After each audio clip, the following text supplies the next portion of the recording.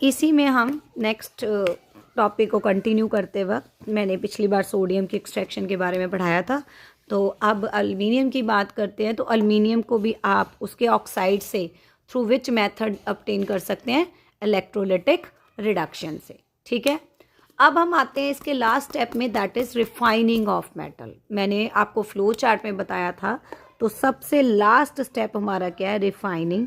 Refining में सबसे important part क्या है बेटे, हमारा जो है डायग्राम। उस डायग्राम में सबसे पहले हमें क्या जानना है, क्या क्या ज़रूरी है उस डायग्राम में। पहला तो ये जो दो इलेक्ट्रोड्स लग रहे हैं हमारे पास, ठीक है, एक है पॉजिटिव एक है नेगेटिव। प्लीज़ प्लीज़ इसमें जो चार मेन चीज़ें जो आपको जाननी है, what is the most important 4 things which you need to no.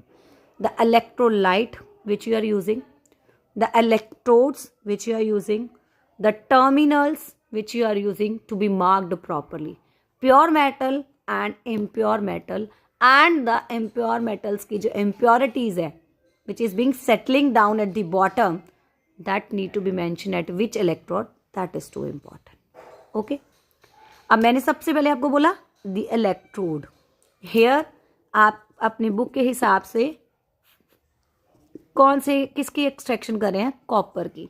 तो इलेक्ट्रोलाइट एसिडिफाइड लिखना बहुत ज़रूरी है। आपके टीचर्स भी कहते होंगे कि it is very mandatory to mention acidified.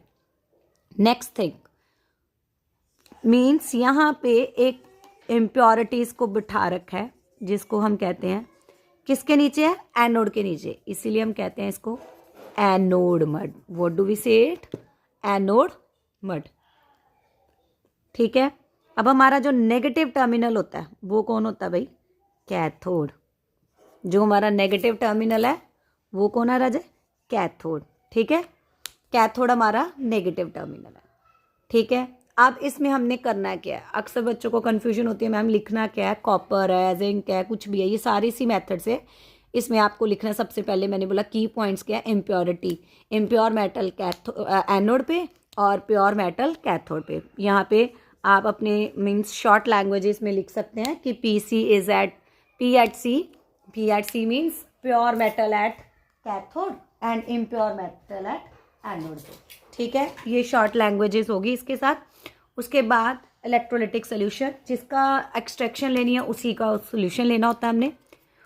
Main बात क्या है कि जब करंट पास करते हैं इसमें, when you pass current what happens, pure metal जो कि एनोड से होता है वो डिज़ोल्व कर जाता है, किसमें,